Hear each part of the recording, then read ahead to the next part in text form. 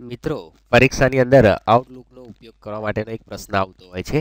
અહીંયા આપણે પ્રશ્ન જોઈશું કે આઉટલુકનો ઉપયોગ કરી આ બે ઈમેલ એડ્રેસ આપેલા છે તેની ઉપર મેલ કરવાનો હોય છે અને જેમાં એક વર્ડ ફાઇલ એટેચ કરીને મોકલવાનો હોય છે.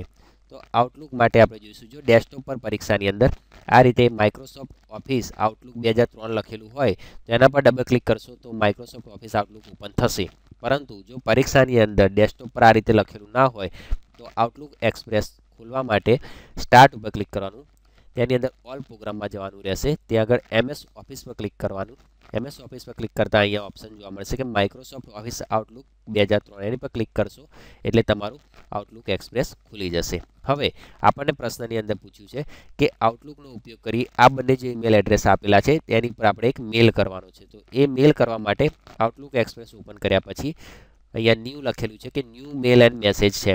ન્યૂ પર ક્લિક કરીશું એટલે આ રીતની વિન્ડો ઓપન થશે. ત્યાં આગળ જ્યાં ટુ લખેલું છે ત્યાં આગળ તમારે ઈમેલ એડ્રેસ લખી દેવાના.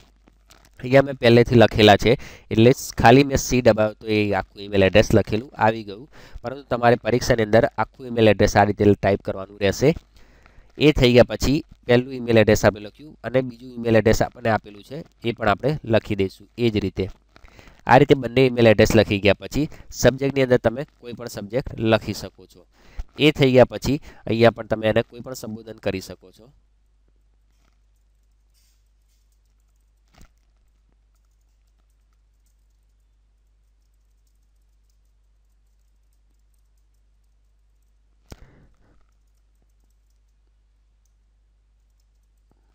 આટલું થઈ ગયા પછી આગળ આપણને પ્રશ્નમાં પૂછ્યું છે કે જેમાં એક વર્ડ ફાઇલ પણ એટેચ કરીને મોકલવાની છે. એ ફાઇલ એટેચ કઈ રીતે કરીશું તો અહીંયા આગળ આપણે જોઈશું કે ઇન્સર્ટ ફાઇલ લખેલું હશે. અહીંયા તમે કર્સર લઈ જશો તો ત્યાં ક્લિક કરવાની રહેશે.